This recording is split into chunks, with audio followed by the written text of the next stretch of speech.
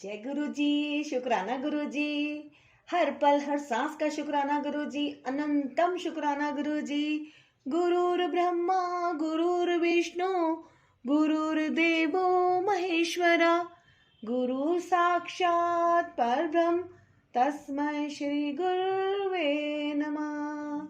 जय गुरु जी। और सारी संगत को भी मेरा प्यार भरा जय गुरु जी। संगत जी, आज हम आ गए हैं पार्ट 55 पर, और ये जो मैं सत्संग का पाठ करने जा रही हूँ ये है कर्नल सेवानिवृत्त स्वर्ण कुमार जोशी गुड़गांव से, और इनका टाइटल है मोरे प्रभु तुम गुरु पिता माता। जय गुरु जी। संगत जी, स्वागत है आपका गुरु जी ब्लेसिंग कल्याण गीता चैनल पर। और मैं आपसे अनुरोध कर लेती हूँ कि अगर आप इस चैनल पर फर्स्ट टाइम आए हैं, आपने अभी तक अगर गुरु जी ब्लेसिंग कल्याण गीता को सब्सक्राइब नहीं किया है तो कर लीजिए। जय गुरु जी। और अगर आपने सब्सक्राइब कर रखा है ऑलरेडी तो आपका बहुत बहुत धन्यवाद।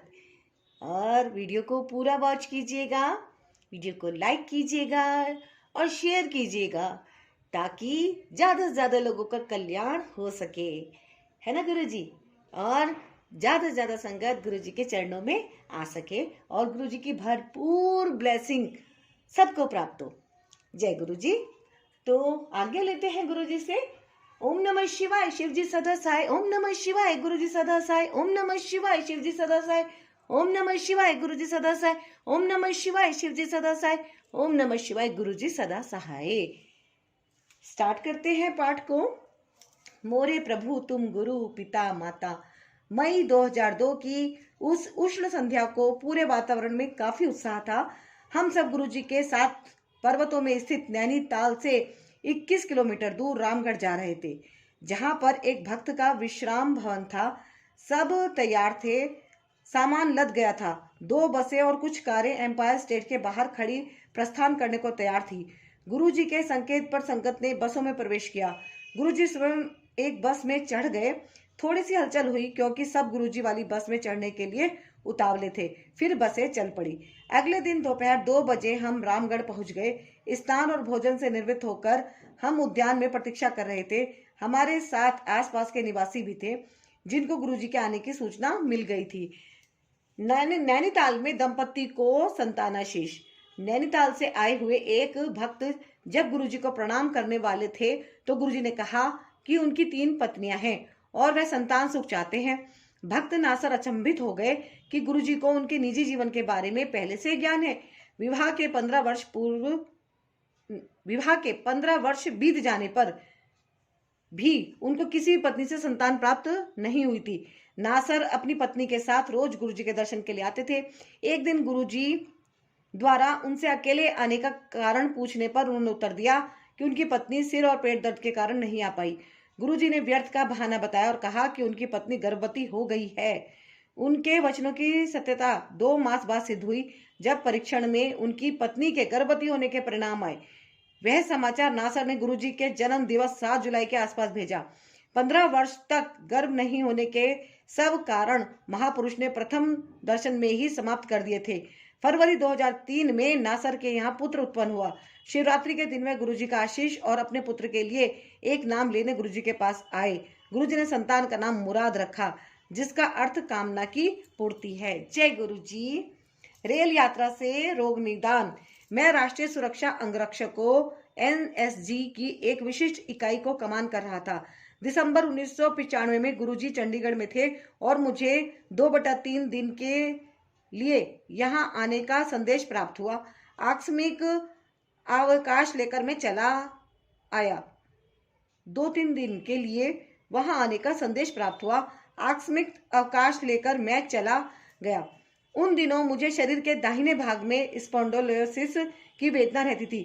इससे अक्सर मेरी दाईं बाह में दर्द रहता था और उस हाथ का अंगूठा सुन्न हो जाता था। चंडीगढ़ पहुंचकर मैंने 2 दिन गुरुजी के साथ बिताए। मेरी योजना थी कि गुरुजी की अनुमति लेकर रविवार को शाम को मैं बस से वापस आ जाऊंगा। गुरुजी से पूछने पर उन्होंने आज्ञा अवश्य दी, पर मुझे रेल से यात्रा करने को कहा। रेल से यात्रा करने से मैं कतराता था। बिना आरक्षण के दिसंबर की शीत ऋतु में मेरा कष्ट बढ़ सकता था। एक अधिकारी ने मुझे चंडीगढ़ स्टेशन पर छोड़ दिया। संयोग से मुझे स्लीपर क्लास में एक मध्य की बर्थ भी मिल गई। रात 2:30 बजे ट्रेन के चलते ही मुझे नींद आ गई और प्रातः 7:30 बजे दिल्ली पहुंचने पर टूटी। मैं सोच रहा था कि मुझे बहुत दर्द होगा, पर उसका तो नामो निशान भी नहीं था। उस दिन से आज तक 10 वर्ष से अधिक बीतने पर भी मुझे पुनः वह वेदना कभी नहीं हुई है। उल्लेखनीय है कि मैंने कभी गुरुजी से इसकी चर्चा नहीं की थी, ना ही उन्होंने कभी मेरे से पूछा था। मैंने मात्र उनकी आज्ञा मानी थी। यही देव की इच्छा थी और समस्या स्वतः समाप्त हो गई।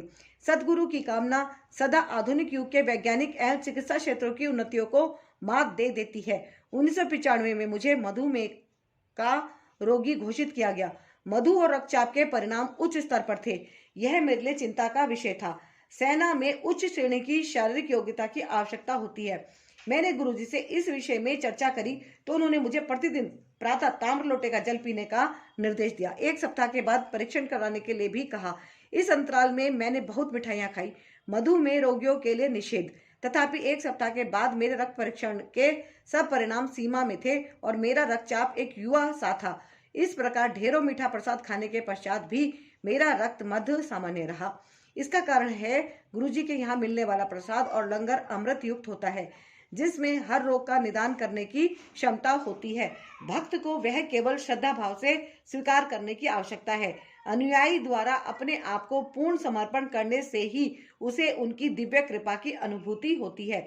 गुरुजी अपने आशीष अनेक प्रकार से देते हैं। अक्सर गुरुजी के निर्देश अनोखे लगते हैं, पर उनसे लाभान्वित होने के लिए उनको मानकर उनका पालन करने में भी उनका रहस्य है। यही समर्पण है। जय गुरुजी। मेरी सैन्य यूनिट पर दया दृष्टि। 1995 से 1998 की अवधि में जब मैं राष्ट्रीय सुरक्षा अंगरक्षक में एक ग्रुप का कमांडर था, मेरी यूनिट के निरीक्षण के लिए समूह के उच्चतम वरिष्ठ निर्देशक आने वाले थे। जवानों ने इस निरीक्षण के लिए अत्यधिक परिश्रम किया था। यूनिट के मार्ग साफ कर दिए गए थे और वृक्षों की सब सूखी पीली पत्तियां भी हटाई गई थी। मार्ग के दोनों ओर ईंटों और वृक्षों के निचले भाग पर सफेद और गेरू रंग लगाया गया था। पूरी यूनिट निरीक्षण के लिए तैयार थी और वरिष्ठ निर्देशक से शाबाश की आशा कर रही थी। निर्दिष्ट दिन को प्रातः मैं दिल्ली से मानेसर जा रहा था। अचानक वर्षा होने लगी और थोड़ी देर में वह मूसलाधार हो गई। मानेसर के पास पहुंचने पर मेरा मन उदास हो गया। यूनिट के जवानों का परिश्रम पानी में बहता हुआ दिख रहा था। मैंने गुरुजी से प्रार्थना करी कि ऐसा ना हो। यूनिट के मुख्य द्वार में प्रवेश करते ही मैं अचंभित रह गया। यूनिट में वर्षा नहीं हो रही थी। मेरे कर्मचारियों ने बताया कि चारों ओर वर्षा हो रही है, पर यूनिट बच गई है। निरीक्षण अप्रत्याशित रहा। वरिष्ठ निर्देशकों ने कहा कि यह यूनिट अन्य यूनिटों के लिए आदर्श है, परंतु उनके जाते ही मेरी यूनिट पर भी भारी वर्षा होने लगी। दिव्यात्मा का सहयोग स्पष्ट था।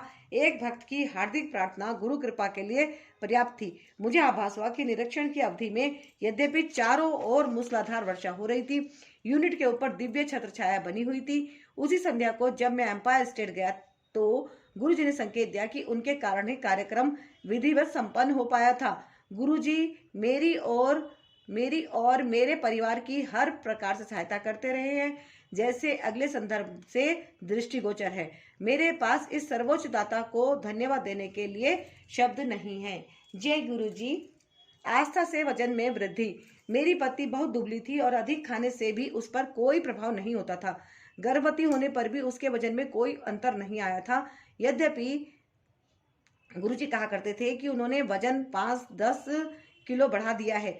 शुरू में परिवार को कोई अंतर प्रतीत नहीं हुआ, पर कुछ समय बाद उसके शरीर में परिवर्तन दिखाई देने लगा और मेरा छोटा पुत्र उसे मोटी कहकर संबोधित करने लगा। इस सारांश से स्पष्ट है कि गुरुजी अपने श्रद्धालु पर कृपा करने के लिए विधि और काल का निर्णय अपने मापदंडों के अनुसार करते हैं। मानव की दृष्टि सुदूर तक देखने में असमर्थ है। हम निकट भविष्य को देखते और व्यर्थ की चिंताओं में डूबे रहते हैं। गुरुजी हमारे भूत की छाया, संकीर्ण वर्तमान और अकल्पनीय भविष्य देखने में समर्थ हैं। जब वह कुछ देते हैं तो उसकी सीमाएं भौतिक न होकर बृहद ब्रह्मांड की परिधि में होती हैं। इसलिए अति आवश्यक है कि अनुयायी निस्वार्थ निर्विवाद समर्पण करें। वे उन्हें अपने माता पिता, मित्र और सर्वश्रेष्ठ की श्रेणी में रखें और असीमित पवित्र पावन प्रेम की भावना से उनके चरणों में अपना स्थान ग्रहण करे। यह भी अति आवश्यक है कि भक्त गुरु जी के समस्त निर्देशों का पालन करे, किंतु उसके फल की अपेक्षा ना कर गुरु जी पर आस्था बनाए रखे। सतगुरु को ही ज्ञान है कि उसके शिष्य के लिए क्या श्रेष्ठ है। उनकी करुणा की कोई सीमा नहीं है, वह तो उसके निकट और दूर सब संबंधियों पर होती है। गुरु जी नीलकंठ शिव समान हैं, जिन्होंने सुरों और असुरों दोनों को बचाने के लिए समुद्र मंथन से निकले हुए विष का पान कर लिया था। गुरु जी अपने भक्तों के विष को समाप्त कर देते हैं। आपके अति प्रिय संबंधी चाह कर भी आपकी वेदना समाप्त करने के लिए आपके समस्त कष्टों को समाप्त करने में असमर्थ हैं, किंतु सतगुरु आपको जीवन देकर आपके रक्षक बनते हैं। रामचरितमानस का एक दोहा उल्लेखनीय है। मोरे प्रभु तुम गुरु पिता माता, जाऊं कहाँ तजी पद जल जाता। जय गुरु जी, शुक्राना गुरु जी। मेरी भांजी का उपचार। जयपुर में मेरी भांजी भावना अति शोचनीय अवस्था में थी। वह एक स्थानीय चिकित्सालय में प्रविष्ट थी और चिकित्सकों के अनुसार उसकी अवस्था अति नाजुक थी। एम्पायर स्टेट जाते हुए मेरी बहन ने मुझे फोन किया था।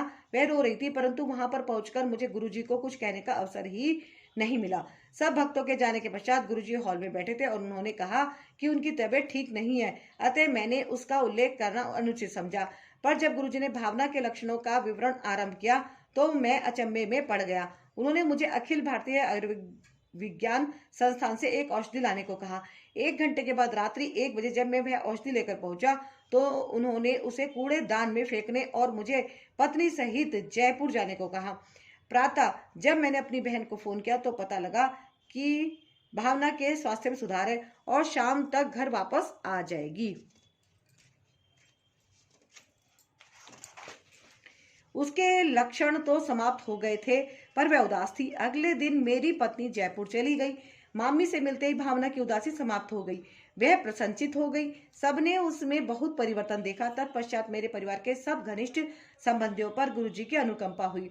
गुरुजी अलौकिक महापुरुष है। जब भी मैं गुरुजी के साथ चला हूँ, उनके दिव्य शरीर और चरणों से गुलाबों की सुगंध आती है। अगर आप उनकी संगत में बैठकर अपने आप को उनको समर्पित कर दें तो आपके शरीर में भी वही सुगंध आएगी। उनकी आभा का ऐसा प्रभाव है, हम नश्वर और उन अमर के मध्य इतना अंतर है। जैसे प्रसंगों से स्पष्ट है, सदगुरु सर्वज्ञाता है। वह एक ही समय पर अनेक स्थानों पर अपनी उपस्थिति का आभास दे सकते हैं। मीलों दूर पति पत्नी के वार्तालाप को अक्षरश बता सकते हैं। इस देश के सब धार्मिक ग्रंथ उनके सागर जैसे विशाल अस्तित्व की थोड़ी सी व्याख्या मात्र है। रामचरितमानस का एक दोहा है। बिनु पग चलहि सुनी बिनु काना, कर बिनु करम करे विधि नाना। कर्नल सेवानिवृत्त स्वर्ण कुमार जोशी, गुड़गांव। जय गुरु जी। संगत जी, तो ये इनका गुड़गांव से कर्नल स्वर्ण कुमार जोशी जी का सत्संग था। इनके देखो कितने दिव्य अनुभव रहे हैं, कैसे इनकी वाइफ का वजन भी बढ़ा है और भांजी का उपचार भी हुआ है। और सबसे बड़ी बात कि जिस यूनिट में इन्होंने अच्छे से डेकोरेट किया था वाइट और गेरू कलर लगा के, वो जो है बारिश आने से इनको कितना टेंशन हो गई थी, लेकिन गुरुजी ने उतने एरिया में बारिश होने ही नहीं दी। जब इनका प्रोग्राम समाप्त हो गया उसके बाद ही वहाँ पे वर्षा हुई। जय गुरु जी, शुक्राना गुरु जी। बहुत ही अच्छे अच्छे सत्संग हैं संगत जी, आप इनको पूरा पूरा सुनिए और पुण्य लाभ उठाएं और शेयर करके दूसरों का भी कल्याण करें। नेक्स्ट सत्संग इसमें है, ये है कर्नल सेवानिवृत्त हरशरण सिंह तूर पंचकुला से। तो इनका सत्संग भी स्टार्ट कर लेते हैं हम। संगत जी आप भी बोलिए एक बार जोर से, जय गुरु जी, शुक्राना गुरु जी। वास्तव में गुरु जी का बहुत ही दिव्य स्वरूप है और इनकी मुस्कुराहट तो बहुत ही गजब है। लगता ही नहीं है कि ये कोई फोटो है, ये सच में गुरु जी यहाँ पे विराजमान है। जय गुरु जी। और वास्तव में ही इनकी आभा बहुत ही दिव्य है। यहाँ बहुत ही ज़्यादा पॉजिटिव एनवायरनमेंट है और गुरु जी की ब्लेसिंग मुझे और सारी संगत को प्राप्त हो रही है। जय गुरु जी, शुक्राना गुरु जी। मेरा मुझ में कुछ नहीं, जो कुछ है सो तेरा, ये टाइटल है संगत जी। गुरु ग्रंथ साहिब का यह तुख मैं अपने गुरु जी को समर्पित करता हूँ, जिन्होंने हमें अपनी शरण में लिया और हमारे जीवन को परिवर्तित कर दिया। गुरु जी से मिलने से पूर्व हमारे जीवन की कोई दिशा नहीं थी। जीवन में जैसी परिस्थितियां उत्पन्न होती थी वैसे ही उसका सामना करते रहते थे। हम ईश्वर की सहायता को समझने में असमर्थ थे। 25 वर्ष पूर्व मेरा बेटा अपनी श्रवण शक्ति खो चुका था। कोई औषधि, संत या तांत्रिक हमारी सहायता नहीं कर पा रहे थे। फिर जैसा कहा जाता है, जब शिष्य अधिकारी बन जाता है, गुरु प्रकट होता है, और ऐसा ही हुआ। अचानक एक संबंधी के कहने पर हम गुरु जी के पास पहुंचे। श्रवण शक्ति लौट आई। जब पहली बार हमने गुरु जी के दर्शन किए, उन्होंने मेरी पत्नी को हमारे सावधि बचत खाते की संख्या, मेरी पत्नी की साड़ियों की संख्या, मेरी पत्नी को अच्छी दक्षिण भारतीय साड़ियां पसंद हैं, उसके पास सब स्वर्ण जेवरों का वजन और मेरे बिके हुए घर की सही राशि भी बता दी। अंतिम बात मैंने पत्नी को नहीं बताई थी, क्योंकि मैं महिलाओं की हीरे में रुचि के बारे में जानता था। प्रसंग छोटा था, पर मेरा सोचना स्वाभाविक ही था। फिर सत्संगों को सुनने के बाद मेरी उनसे मिलने की जिज्ञासा जागृत हो गई। मैंने उनको अपने पुत्र की श्रवण शक्ति के बारे में बताया, तो उन्होंने तुरंत उसके कान में प्रतिदिन बादाम रोगन की एक बूंद डालने को कहा। 10 दिन के उपरांत मेरे बेटे के कान में अत्यंत पीड़ा हुई। जब मैंने गुरुजी से उसका उल्लेख किया तो वह बोले कि कल्याण हो गया, 20% ठीक हो गया और अब धीरे धीरे पूर्णतः ठीक हो जाएगा। उन्होंने मेरे पुत्र की श्रवण शक्ति का परीक्षण भी करने को कहा।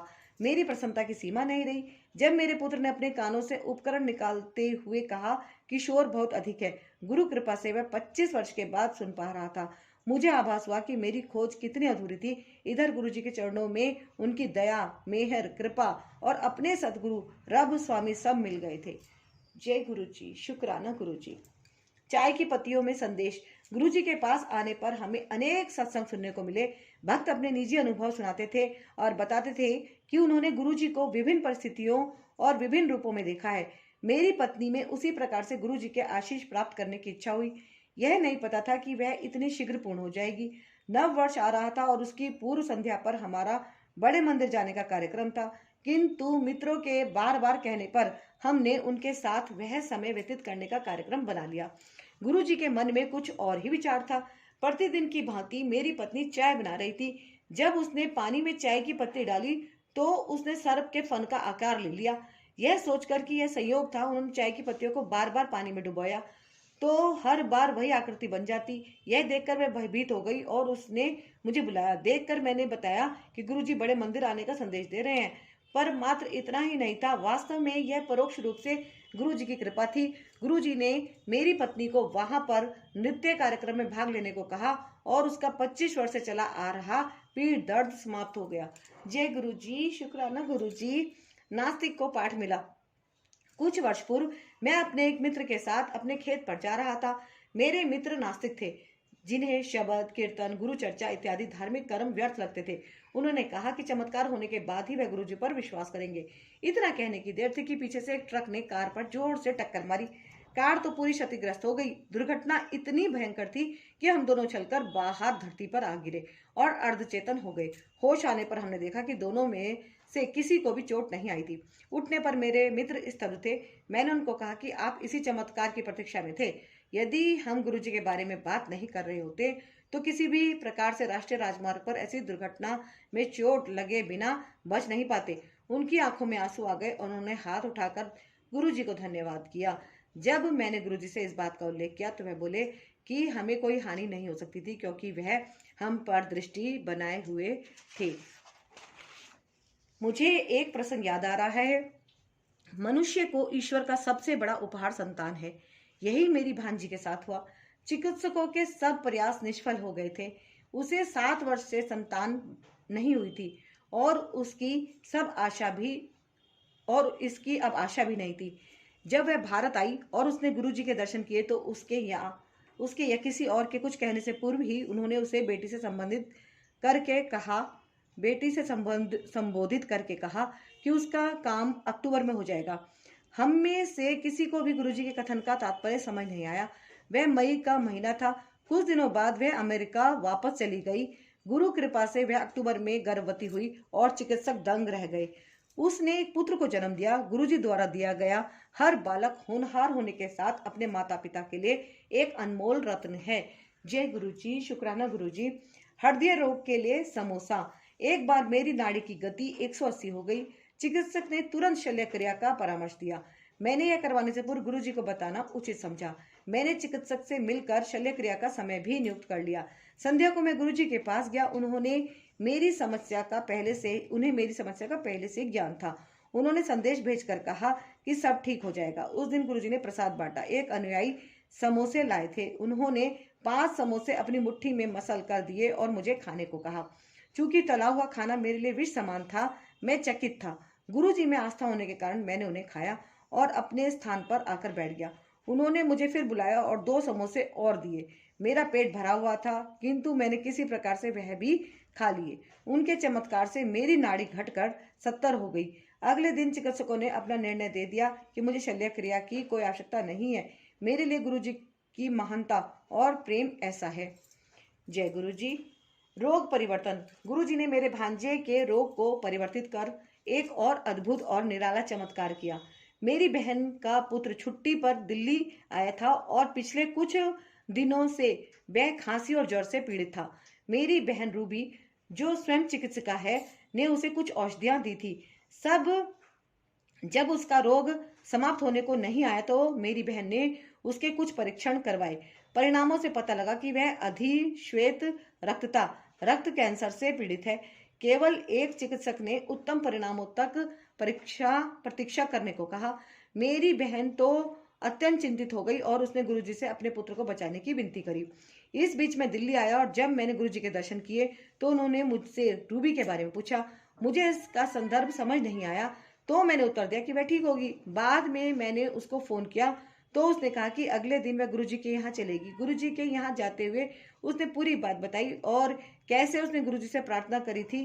केवल अंतिम परिणाम से पता चला कि उसे रक्त रोग नहीं अपितु शरीर के ग्रंथि की समस्या थी। जब हम गुरुजी के चरण स्पर्श कर रहे थे तो उन्होंने रूबी को बताया कि उन्होंने उसके पुत्र का रोग परिवर्तित कर दिया है। क्योंकि किसी को इस बारे में ज्ञान नहीं था, हम चकित रह गए। ऐसे हैं हमारे अपने गुरु जो सदा हमारी समस्याएं कष्ट समाप्त कर देते हैं। उनके बारे में सोचते ही वह प्रकट हो जाते हैं। जय गुरुजी, शुक्राना गुरुजी।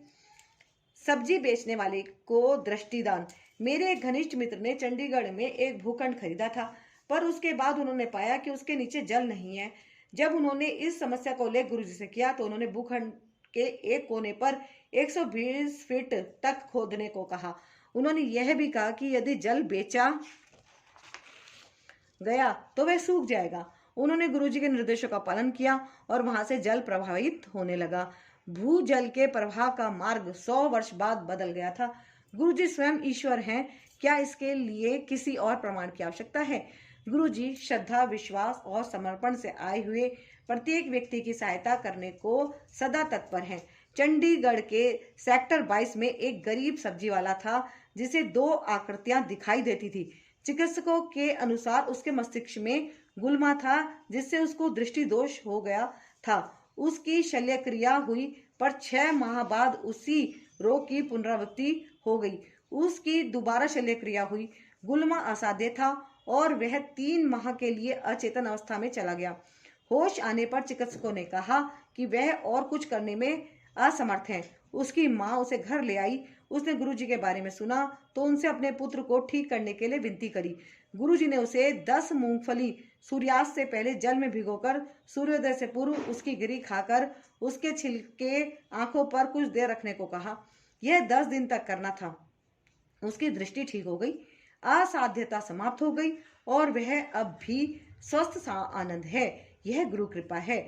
मैं गुरुजी के चमत्कारों के बारे में घंटों तक लिख सकता हूँ और घंटों तक उनके गुणगान कर सकता हूँ, क्योंकि सदा मुस्कुराते हुए प्रभु ने मेरे परिवार और पूरी संगत को एक अभेद्य रक्षा कवच का आश्रय दिया हुआ है। यदि किसी पृथ्वी पर कहीं स्वर्ग है तो वह केवल यहाँ है और यही है। कर्नल सेवानिवृत्त हरशरण सिंह, तूर, पंचकुला। जय गुरुजी, शुक्राना गुरुजी। हर पल हर सांस का शुक्राना गुरुजी। अनंतम शुक्राना गुरुजी। संगत जी, ये सत्संग अब समाप्त हो गया है। पंचकुला से कर्नल शरण सिंह तूर, कर्नल हरशरण सिंह तूर जी का। और इनके साथ कितने ज़बरदस्त मिरेकल हुए हैं। आपने सुना कैसे उन्होंने जो है 7 समोसे खाए और उनका हार्ट का ऑपरेशन बिल्कुल टल गया है, ख़त्म ही हो गया। सब्जी वाले की देखो आंखों में कैसे ज्योति आ गई, और जो इनका बेटा था जो इतने समय से सुन ही नहीं पा रहा था, कैसे उसको जो है सुनने की शक्ति लौट आई। तो संगत जी ये बहुत ही अमेजिंग सत्संग है इनके। अब पार्ट 55 यहाँ पे समाप्त हुआ और आज ये बिल्कुल अंतिम है। पूरी दिव्य आभाई अब समाप्त हुई है। समर्पण गुरुजी को हमने पूरी तरह से कर ही दिया है। मैं गुरुजी से अरदास करती हूँ कि गुरुजी ब्लेसिंग कल्याण कित्ता के परिवार के जितने भी सदस्य हैं, जो भी आपका शुक्राना करते हैं, दिव्य आभा को जो भी सुन रहे हैं, उनका आप अवश्य कल्याण करना गुरुजी, सबको ब्लेस करना गुरुजी। जितने भी ये सत्संग है दिव्य आभा में संगत जी, आप भी एक बार अवश्य सुने। सारे सत्संग पार्ट 1 से और पार्ट 55 तक सारे सत्संग सिर्फ एक बार पूरे अवश्य सुने। आपसे मैं विनती करती हूँ ताकि गुरुजी की भरपूर ब्लेसिंग आपको मिले, और वीडियो को शेयर अवश्य करें ताकि और लोगों का भी कल्याण हो, है ना गुरुजी। तो आप गुरुजी की ब्लेसिंग के पात्र हैं और हम सभी गुरुजी की ब्लेसिंग के पात्र हैं। सबको गुरुजी की तरफ से बहुत बहुत ब्लेसिंग प्राप्त हो, ऐसी मैं गुरुजी से अरदास करती हूँ। और संगत जी अब मैं आपसे भी आज्ञा लेती हूँ और गुरुजी से भी आज्ञा लेती हूँ कि गुरुजी इस गुरुजी ब्लेसिंग कल्याण करता आज्ञा दीजिए गुरुजी, और गुरुजी ब्लेसिंग कल्याण कित्ता चैनल को भरपूर ब्लेसिंग गुरुजी की प्राप्त हो रही है। संगत जी आप भी वीडियो को लाइक कीजिएगा, शेयर कीजिएगा, गुरुजी का शुक्राना करना बिल्कुल मत भूलिएगा। और अब ये दिव्य आभा यहीं पे समाप्त हो रही है। मिलती हूँ मैं आपसे नेक्स्ट वीडियो में। मैं आपके संपर्क में लगातार आती रहूँगी, गुरुजी की बातें मैं करती रहूँगी, गुरुजी के सत्संग शेयर करती रहूँगी, है ना गुरुजी। और अभी इसमें दिशा दर्शन और क्या गुरु बनना है उसकी नेक्स्ट वीडियो जल्दी लेकर उपस्थित होती हूँ मैं। तब तक के लिए आज्ञा। अगर कोई भी कुछ गलती हुई हो तो गुरुजी क्षमा कीजिएगा, संगत जी क्षमा कीजिएगा। और जय गुरुजी।